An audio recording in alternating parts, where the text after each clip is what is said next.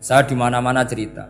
Saya punya kitab namanya Khilyatul Auliya wa Tabaqatul Asfiya. Itu syarat kamu kalau daftar wali harus punya kitab itu. Khilyatul Auliya wa Tabaqatul Asfiya. Itu karangannya Abu Nu'aim Al-Asfihani. Kitab itu yang jadi indukan Ihya ketika menyebut Manaqibul Akhyar. Saya punya kitab, saya ini baru gencar-gencarnya kampanye kitab Syajaratul Ma'arif. Karena memang kitab itu bagus, menurut saya simpel dalam memahami Quran. Jadi anggap saja ini bentuk penghormatan saya sama Ki Bisri yang sudah mengkhidmai, mengenalkan ulumul Quran lewat tafsir Al-Ibris. Yang Ki Misbah punya tafsir Al-Iqlin. Memang dua beliau itu kalau yang satu ngarang terjemah Alfiyah, yang satu yang ngarang satu. Ini dua kutub yang berbeda, yang satu sangat rileks, yang satu sangat seperti itu. Nggak usah diterjemah nanti jadi repot. Itu ulumul Quran yang ditulis Syajaratul Ma'arif itu gampang sekali. Misalnya begini, beliau bikin judul Babun Nafil Ibad Bikullil Bilad. Bab seseorang harus manfaat kapan saja dia berada. Itu terus beliau qala ta'ala wa ja'alani mubarakan ainama kuntu. Ciri utama para nabi itu ngendikan wa ja'alani mubarakan ainama kuntu. Saya dijadikan di mana-mana itu berkah. Jadi seseorang hidup harus di mana-mana manfaat. Terus ketika beliau ngendikan babun la yutrakul haqqu li ajril batil, bahwa kebenaran tidak boleh ditinggalkan hanya karena ada banyak kebatilan. Beliau terus ngendikan inna sofal marwata min sya'airillah faman hajjal baita wa atamara fala junaha alai ayat tawafa bihima.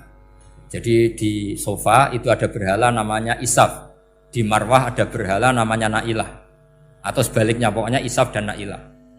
Terus sahabat kalau mau sa'i itu merasa dosa karena harus melewati berhala-berhala itu. Sehingga mereka tanya, ya Rasulullah, saya ini tetap tawaf gak? Padahal di tempat-tempat itu ada berhala. Terus kata Allah, tetap tawaf. Nah, tetap tawaf ini artinya apa? Melakukan barang hak meskipun di situ banyak kebatilan. Itu manhajnya para orang-orang alim kita. Mbah Mun, Mbah Mus itu ya berkawan sama orang yang macam-macam. Kamu tidak usah ngeritik. Itu fikihnya sudah kelas tinggi. Fikihnya tuh la yutrakul haqqu li ajlil batil. Saya di mana-mana cerita. Saya punya kitab namanya Khilyatul Auliya wa Tabaqatul Asfiya. Itu syarat kamu kalau daftar wali harus punya kitab itu. Khilyatul Auliya wa Tabaqatul Asfiya. Itu karangannya Abu Nu'aim Al-Asfihani. Kitab itu yang jadi indukan Ihya ketika menyebut Manaqibul Akhyar. Kita tahu Ihya kalau bab tasawuf mengikuti Kutil Qulub yang dikalang Abu Thalib Al-Makki. Kalau fikih tentu beliau mengikuti Imam Haromen gurunya, yaitu kitab Nihayatul Matlab fi Dirayatil Madhab. Kalau Manaqibul Akhyar beliau mengikuti kitab Khilyatul Auliya. Dan mengikuti itu penting kalau dalam tradisi kiai. Enggak boleh seorang kiai kok mikir sendiri, namanya mustaqil. Kalau mustaqil itu mubtadi', bikin tatanan baru dalam agama.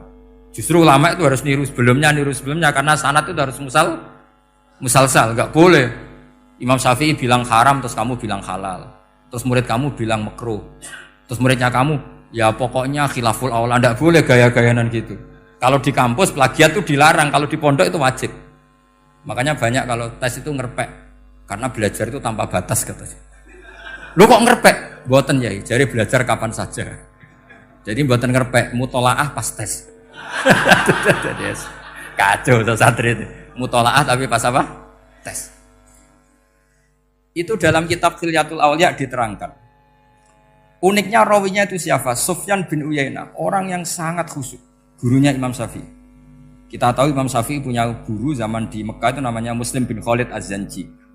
Dalam hadis ngikuti Sufyan As-Sawri sama Ibnu Uyainah. Tapi beliau intisabnya lebih ke Imam Malik ketika ngaji Muwatta. Terus beliau punya guru usul fikih namanya Muhammad bin Hasan Asy-Syaibani. Itu Sufyan bin Uyainah dalam kitab itu diceritakan. Pernah suatu saat Isa sama Yahya, ini supaya saya tahu fikihnya Mbah Mun, fikihnya Mbah Mus. Isa sama Yahya itu satu nabi yang sama-sama muda, yang satu angkatan. Saya berkali-kali cerita, nabi yang satu angkatan itu ada 3, tapi yang 2 ini nggak level, yaitu Ibrahim dan Lot. Tapi nggak level karena Lot itu adalah pernah keponakan siapa? Ibrahim. Musa dan Harun, tapi Harun itu nggak levelnya Musa karena dia jadi nabi berdasar proposal Nabi Musa. Jadi Nabi Musa itu alsak, agak pelat. Sehingga beliau kalau menjelaskan kesulitan, terus pakai jubir. Makanya kemarin-kemarin itu ada wali yang kalau ngomong pakai apa? Jubir. Akhirnya Nabi Musa ngendikan apa? Waj'alli waziran min ahli Haruna akhi usdud bihi azri wa asyrikhu fi amri. Ya Allah, saya ini lisannya agak pati fasih, tolong Harun sing huwa afsahu minni lisanan. Yang lisannya lebih fasih tolong jadikan nabi. Sama Allah dituruti, Harun jadi apa? Nabi. Tapi yang dapat wahyu Musa, jadi dia hanya jubir. Makanya seangkatan tapi tidak level. Yang seangkatan level itu hanya Yahya dan Isa. Nabi Isa kita tahu berstatus wa yukallimun nasa fil mahdi wa kahla. Jadi mulai kecil sudah pinter. Nabi Yahya ya enggak kalah keren. Ya Yahya khudil kitab bi quwwah wa atainal hukmah sabiyah. Ketika kecil sudah pinter. Jadi ini rivalitas dalam ilmu. Makanya khilaf itu penting. Jangan gontok-gontokan berarti ora tahu ngaji. Khilaf itu penting. Nabi Yahya itu kalau jalan-jalan sampai Nabi Isa, itu yang Nabi Yahya mesti tanya, aina khiyarun nas, rumahnya orang baik mana? Saya mau nginep di situ. Mesti tanya gitu kalau di satu perkampungan yang beliau-beliau sedang jalan-jalan. Tapi kalau Nabi Isa tanyanya aneh, aina syirarun nas, wong sing elek-elek manggone nang ndi?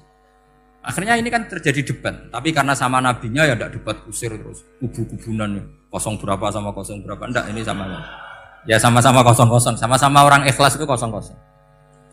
Sama lama terus debat kecil. Kenapa kamu tanya aina khiyarun nas? Mana orang-orang baik? Jawabnya Nabi Yahya, ya kumpul orang baik itu enak, nyaman, teduh, enak lah. Nah kamu kenapa kau tanya mau nginep di aina syirarun nas? Ana nabiyun, ana tobibun, udawil mardo. Saya ini dokter, nabi itu dokter. Di mana-mana dokter menyembuhkan yang sakit. Kalau Anda peneliti penyakit, cari daerah yang banyak endemik penyakit apa yang daerah sehat? Daerah yang kena endemik penyakit. Tapi problemnya Anda sendiri berpenyakit dan kalau ke situ tambah nemen. Ya, itu. Ya sama, kalau kamu kira-kira tidak kuat ya jangan kumpul orang yang seperti itu. Kamu tidak kuat kan? Malah katut. Tapi fikih-fikih kiai-kiai kita, guru-guru kita, berteman orang macam-macam tenang saja. Karena mereka kekuatan kesalehannya sudah absolut, sudah kuat sekali. Ya tentu bi'aunillah wa bitaufiqih. Sehingga kamu tidak usah meki para guru-guru kita. Saya pernah didhawuhi Mbah Mun. Ya Jong ya aku wis ketemu Megawati. Piye-piye Indonesia kudu damai. Engko nak tukaran yo repot. Jane yo piye aku yo kiai. Artinya beliau harus ketemu karena untuk supaya Indonesia itu damai. Beliau anggap saja makili religius, Bu Mega makili apa? Nasional. Dan Indonesia damai itu kalau ada kerjasama antara kaum nasionalis dan kaum apa? Religi. Jadi yang namanya damai itu penting sekali. Sampai Rasulullah itu pernah berdamai sama orang yang jelas-jelas kafir. Apalagi Indonesia belum sampai seperti itu. Yaitu kita tahu dalam Sulhul Hudaybiyah, Nabi berakad damai sama Suhail bin Amr, padahal kafir. Nah, kalau kamu Qur'annya sudah seperti itu, maka Qur'an itu punya kekuatan yang luar biasa.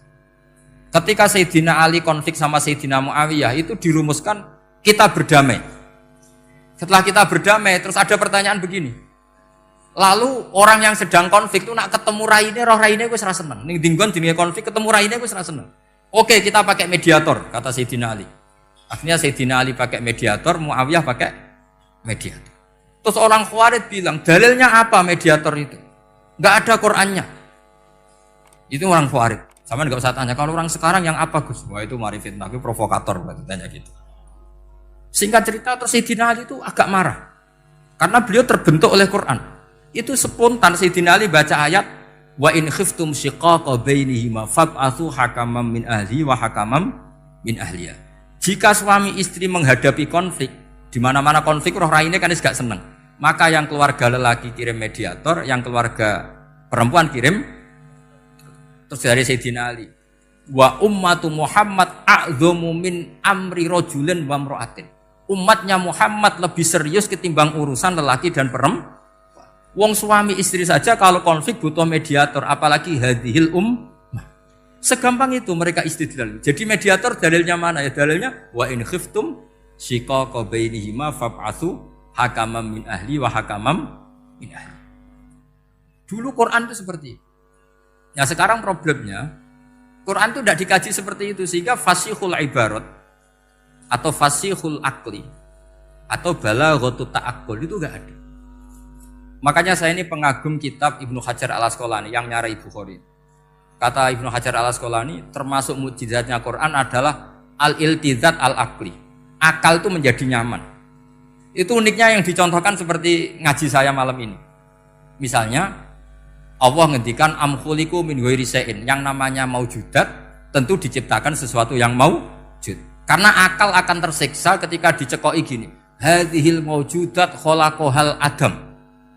Tersiksa enggak akal kamu sebagai orang waras dicekoki pikiran hadhil maujudat khalaqahal adam. Ini maujudat disebabkan oleh ketiadaan. Mesti kowe ra iso turu. Barang rono kok iso gawe iku piye? Nah, ini yang dimaksud dalam ilmu tasawuf ala bi dzikrillah tatmainnul qulub. Jadi cara tenangnya hati itu macam-macam. Nak wong toreko wis wong kon wiridan. Nak kaya kula rada ahli akal, wis meneng. Alhamdulillah di pangeran sing wujud. Berarti hadil maujudat khalaqahal maujud.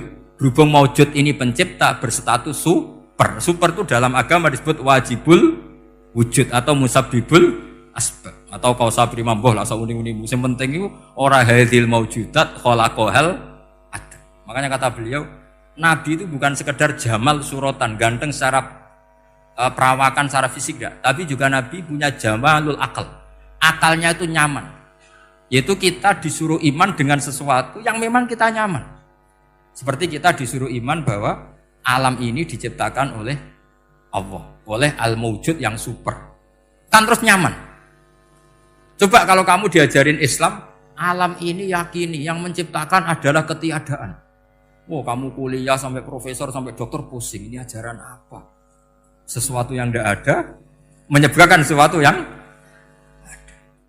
Itu namanya termasuk ajaran ini indah karena ada al-iltizat al-akli. Kenyamanan apa? Berpikir. Karena terusnya.